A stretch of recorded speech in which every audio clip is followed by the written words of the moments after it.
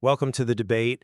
Today we are analyzing the foundational economics of esports, and we're drawing from the comprehensive analysis in the Sport Academy's coursebook. It really details the industry's professional structure, its career pathways, and its frankly staggering projected growth. And that growth is definitely the elephant in the room.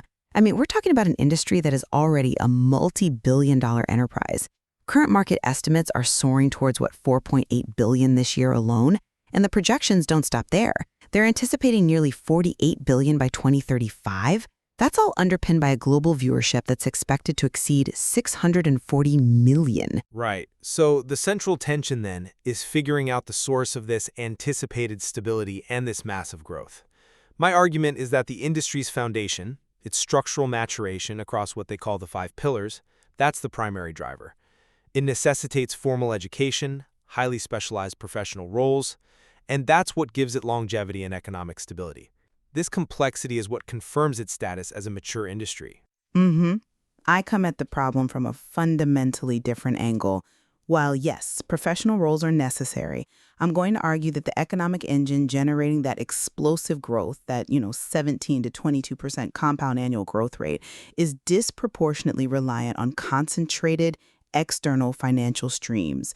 I believe the true driver and the source of its primary risk rests squarely on massive leveraged mechanisms, global sponsorship, advertising, and the huge volume generated by esports betting.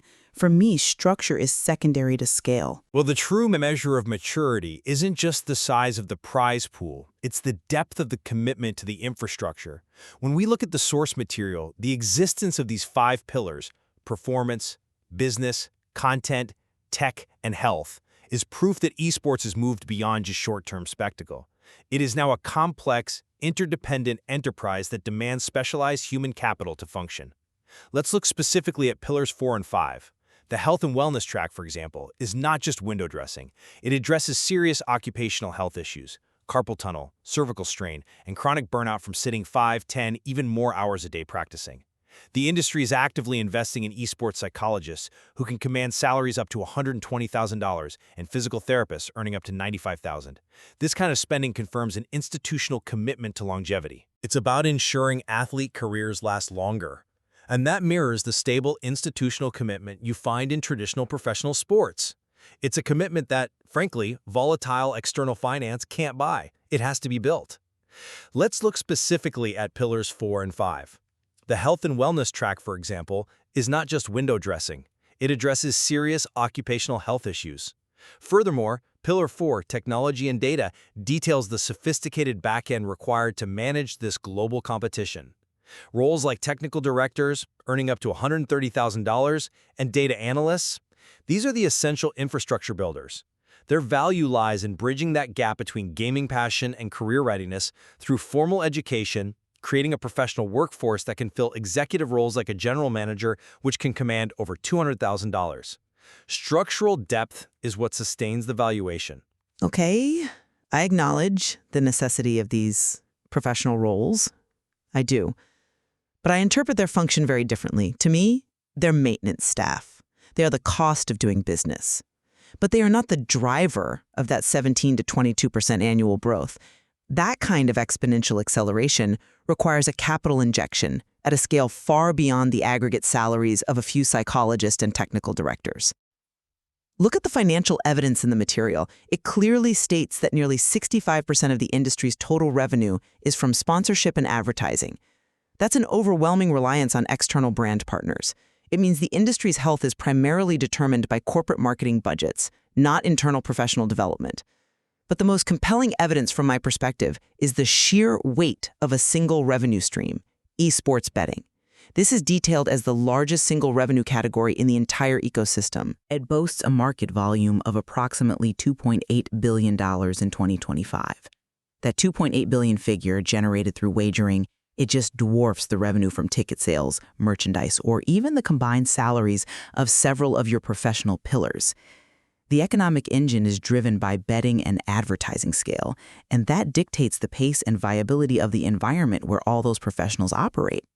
But the most compelling evidence from my perspective is the sheer weight of a single revenue stream, Let's delve right into that financial leverage. I don't dispute that you need technical directors and broadcast producers, but I'd argue that prioritizing the specialized workforce over the financial realities it's like prioritizing the efficiency of the kitchen staff while ignoring that the restaurant's entire mortgage is held by a high-interest lender. But the most compelling evidence from my perspective is the sheer weight of a single revenue stream.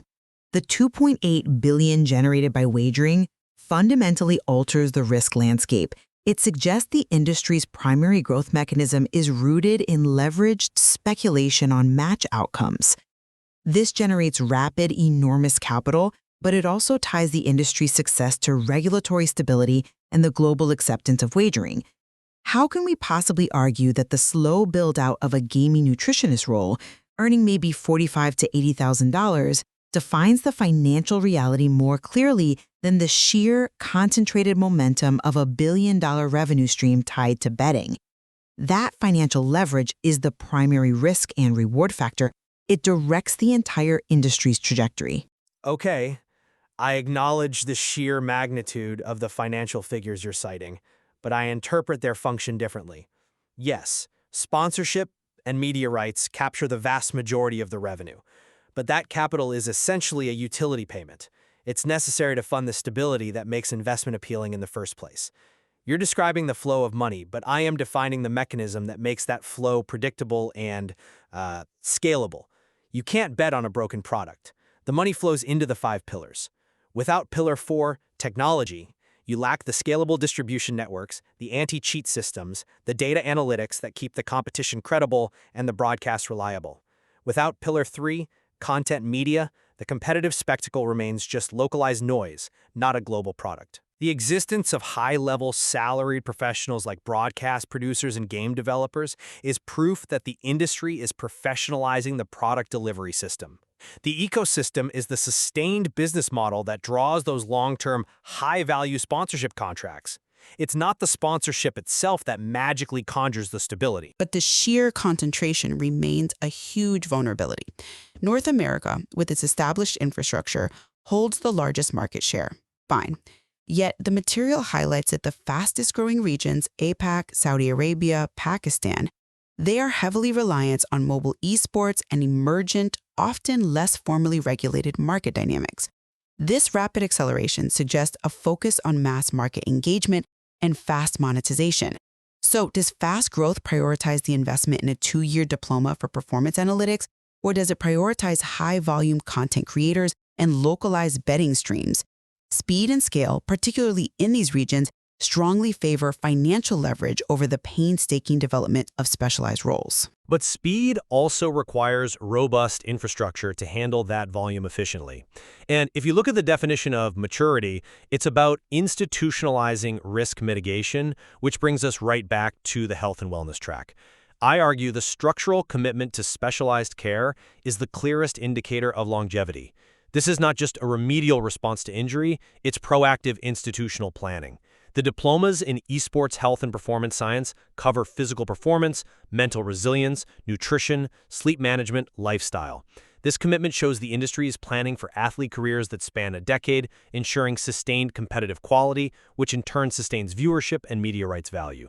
The industry is moving from relying on the fleeting talent of young players to investing in long-term human capital, and that's a key feature of any enduring multi-billion-dollar professional sport. That is a compelling aspiration. But have you considered the economic implications of the spectacle itself? While we're debating the number of wellness counselors, the industry is simultaneously pushing the envelope with events like the Esports World Cup 2024, which boasts a $60 million prize pool. This enormous financial incentive demonstrates that the industry's visibility and marketing power remain intensely focused on the competitive core, Pillar 1, and the spectacular outcomes it generates.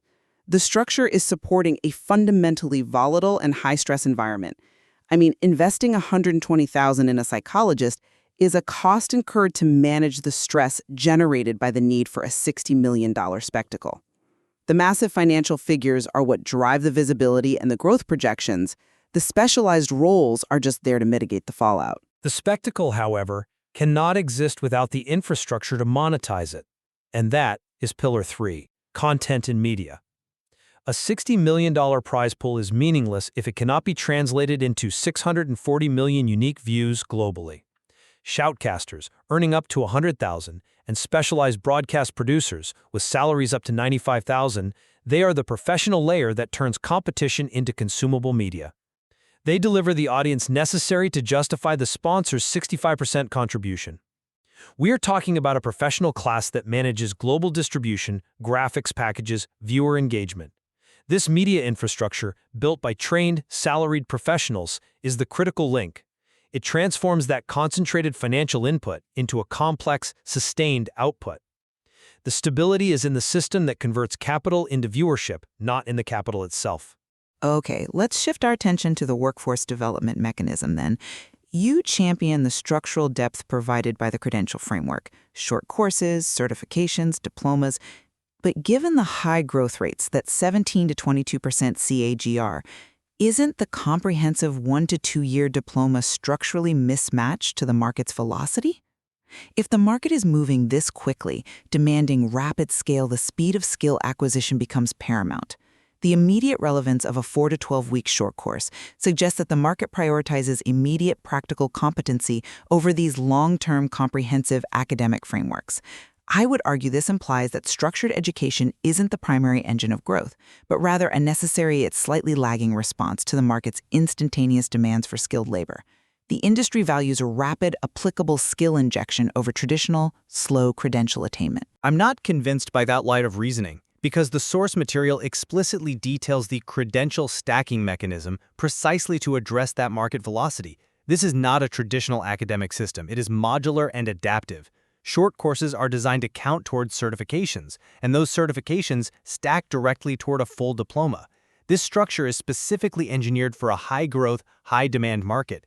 It allows professionals to gain immediate employment based on a short course, begin applying skills instantly, and then continue their professional development incrementally while staying active in the workforce to achieve a full diploma in roles like team management or performance analysis. This system of continuous, formal, and modular professional development is proof that structured education is integral to sustaining the projected expansion. It's what builds the talent pipeline capable of managing the complexity that the financial streams demand. This scalability is the essence of stability. That's a thoughtful interpretation of the pipeline. Sure, but the pipeline's existence doesn't change the fact that the tap feeding it is that concentrated revenue. If a sudden regulatory shift affects the $2.8 billion betting market, or if a global recession causes corporate brand partners to pull back on that 65% sponsorship revenue, the demand for all those specialized diplomas evaporates overnight. The structure relies on the fuel, and the fuel remains overwhelmingly external and high leverage. The infrastructure is a consequence of the capital, not its creator. I argue that the stable infrastructure is what ensures that when the external economic weather changes, when one sponsor leaves or betting volume dips, the industry doesn't collapse entirely, because it has deeply embedded, formally trained professionals managing the product, the athletes, and the technology. The structure is what dampens the volatility that the finance streams create. And that remains the critical distinction between our perspectives. I maintain that while the complexity shown by the 5 integrated pillars, from data analysts and game developers to sports psychologists, is necessary for operational function, the engine driving the industry's exponential growth remains overwhelmingly concentrated in sponsorship, advertising, and the massive volume of esports betting. These high-leverage financial mechanisms are the primary determinants of the industry's trajectory and its immediate valuation. And I reiterate that the true indicator of institutional depth and long-term stability is the existence and necessity of that formal, complex structure. The commitment to specialized human capital, evidenced by the significant investment in roles across all 5 pillars, is the mechanism that converts volatile external cash into sustainable long-term value. And that's ultimately what secures the industry's path toward that projected $48 billion mark. The scale and speed of this transformation are truly staggering. The source material really does compel us to look beyond the spectacle and analyze where the actual power center of this growth lies. Absolutely. We both recognize the magnitude of the financial flows and the organizational complexity.